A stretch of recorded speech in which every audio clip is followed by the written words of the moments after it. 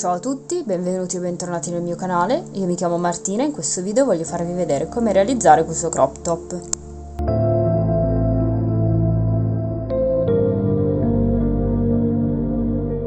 Potete utilizzare un tessuto leggermente elasticizzato come questi due, ma anche un tessuto fermo va benissimo, oppure un tessuto elasticizzato come questo.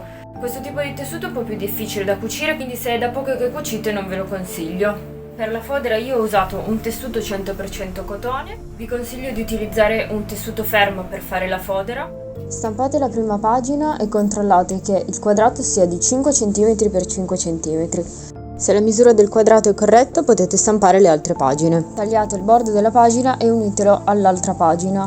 Vi consiglio di utilizzare uno scotch di carta, così nel caso dobbiate stirare il cartamodello lo scotch non fonderà.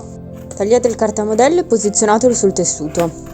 Tagliate sia la fodera sia il tessuto esterno.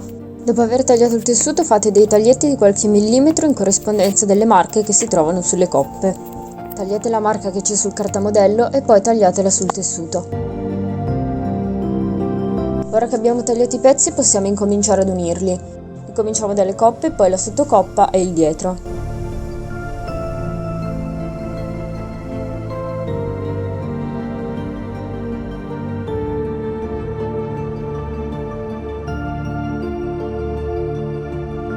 Faccio lo stesso procedimento sia per la fodera sia per il tessuto esterno e poi cucio.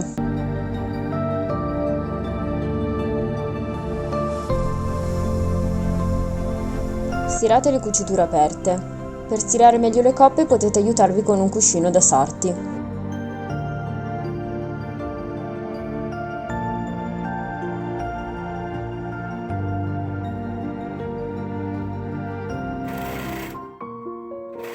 Dopo aver stirato i margini di cucitura, tagliacuciteli e unite la parte inferiore delle coppe con le coppe.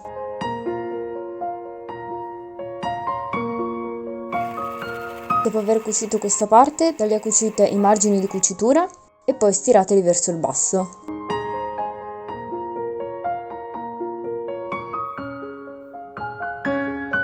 E impunturiamo poi questa cucitura.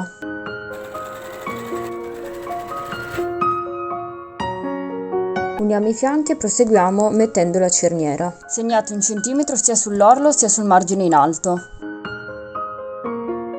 Mettete il rovescio della cerniera contro il dritto della fodera e puntate con degli spilli.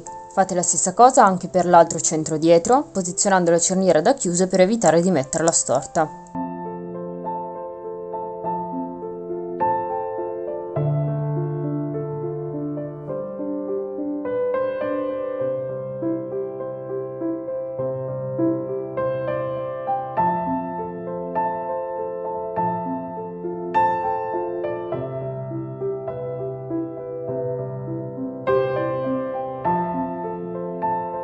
Lasciate libero 1 centimetro di margine sull'orlo per poterlo tagliacucire.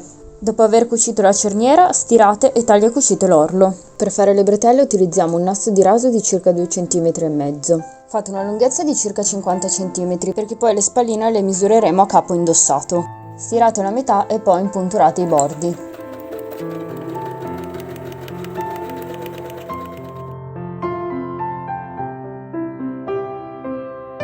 Rivoltate il capo e fissate le spalline nella cucitura del dietro e nella cucitura delle coppe, aiutandovi con degli spilli.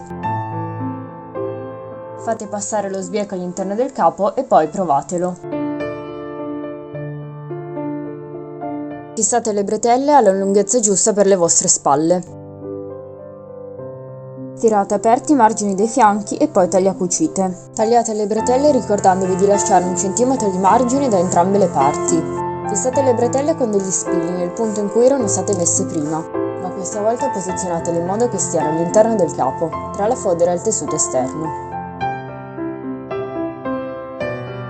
Ora potete cucire il margine superiore.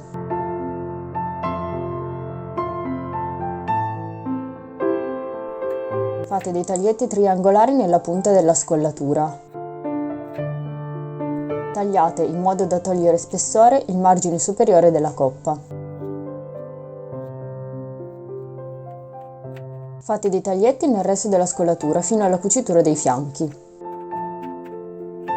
Tagliate il margine superiore del centro dietro, così non si creerà troppo spessore quando rivolteremo il capo. Fate attenzione a non tagliare la cucitura.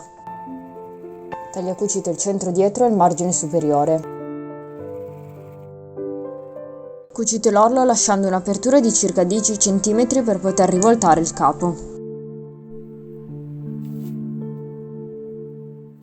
Risvoltate e stirate in modo da aprire ed appiattire le cuciture.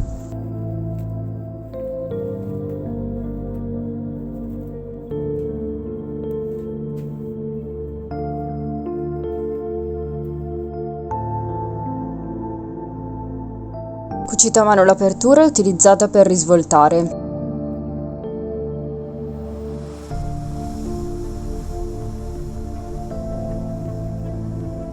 Poi impunturate.